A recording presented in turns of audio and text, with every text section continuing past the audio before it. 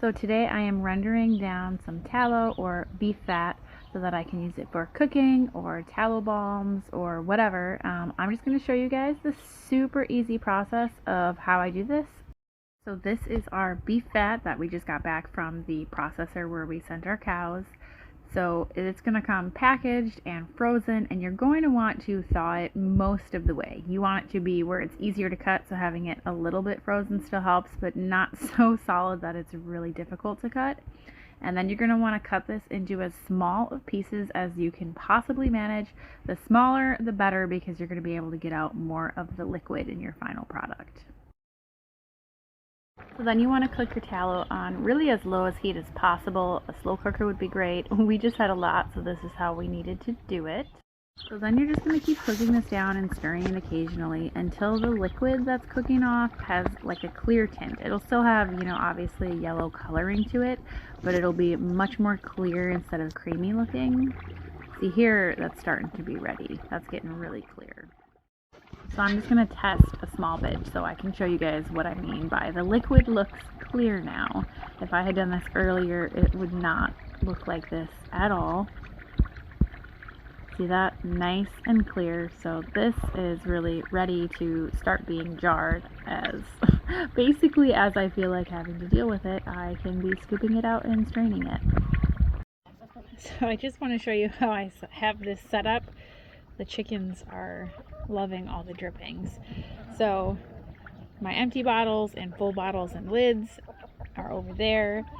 I have this strainer kind of at the top so that I can scoop from in there, and that's going to have the large little bits of fat and cracklings not in it. And then I have, this is an old maple syrup filter. Obviously it's going to get thrown away after this, but then I'm using that. And see, this just lets me get a pretty clean scoop.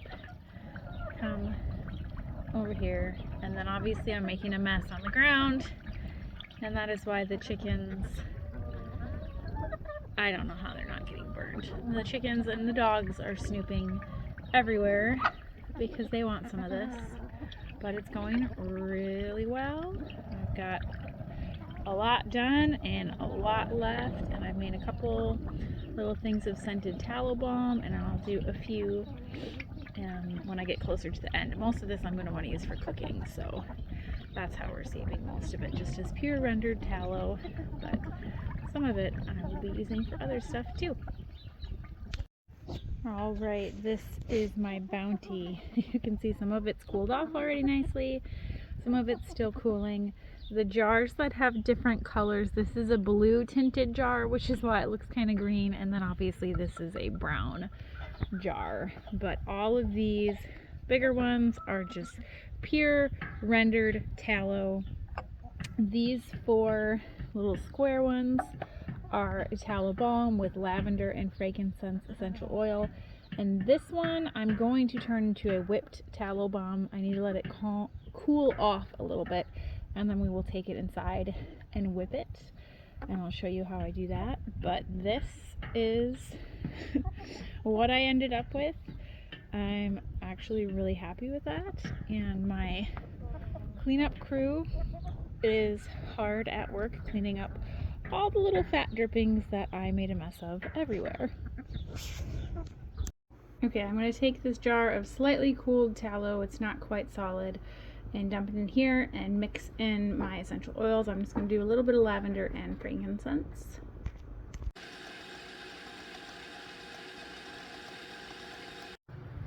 So you can see how that's looking, and then I'm just going to put it back in its jar. It is important to keep in mind that as soon as you whip it, you're adding in air. So the shelf life of this is not going to be as good as if there was not air mixed in. And then a lot of recipes will call for adding in some olive oil, and olive oil does not have a shelf life anywhere near what just a pure rendered tallow would be. So keep that in mind. I just did pure tallow with my essential oils, so it'll still have a pretty good shelf life, but again, not as much as it would have if it was not whipped.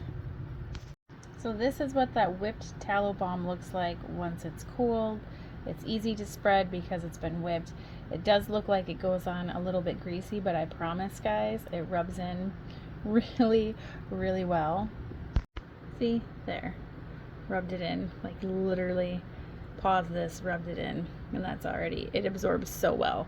Now, when I see people make scented versions of this, any recipes are calling for like 45 drops of essential oil, which to me is insane. I used like 6 drops of essential oil, and I can smell the oils. There is a little bit of a beefy smell to this. Remember, it is coming from a cow. It's gonna smell a little beefy, but for me, I notice it only really smells up until it absorbs. Once it absorbs into your skin, you don't smell that beefy smell at all. So if that really bothers you, then go ahead and use, 45 drops of essential oil. But if it doesn't bother you and you want to go for unscented, it'll be fine. Or if you just want to do a lighter scented, that works out too. Now, if you don't want a whipped tallow balm, literally just put the drops of oil into the fat, not when it's super, super hot right out of the pan, but let it cool a little bit, but still be liquid, and then add in however many drops of whatever oils you want, and then let it solidify, and then boom, there you go. That's your homemade tallow balm.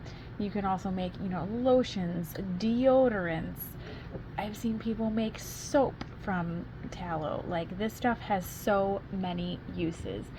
Obviously, the balms I'm using as a lotion. I haven't tested it out on my face yet. I'm a little, even though it doesn't feel greasy on my skin, I am prone to acne. So putting something new on my skin just makes me nervous, even though it's supposed to be really good for acne. We'll see. I'll get brave enough one of these days. But generally, I've been using most of my rendered tallow for cooking in place of butter. So I'm not using it in baking, because if you're wanting something to use in lard from a pig would be better than tallow, less flavor. But the tallow works perfectly, for eggs or any hearty things, any of the steaks that I've been cooking from our cows, or roasts, or any of that. I'm using tallow in all of that, and you use less of it because it doesn't absorb as much as butter does. And it tastes fantastic.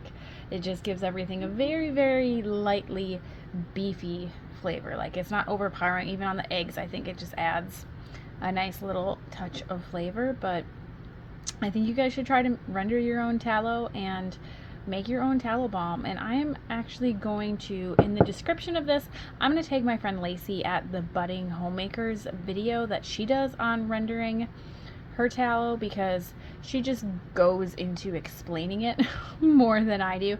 Hers is what I use to make my first batch, so I think if you guys are looking for a little bit more explanation, she would be a great one to check out.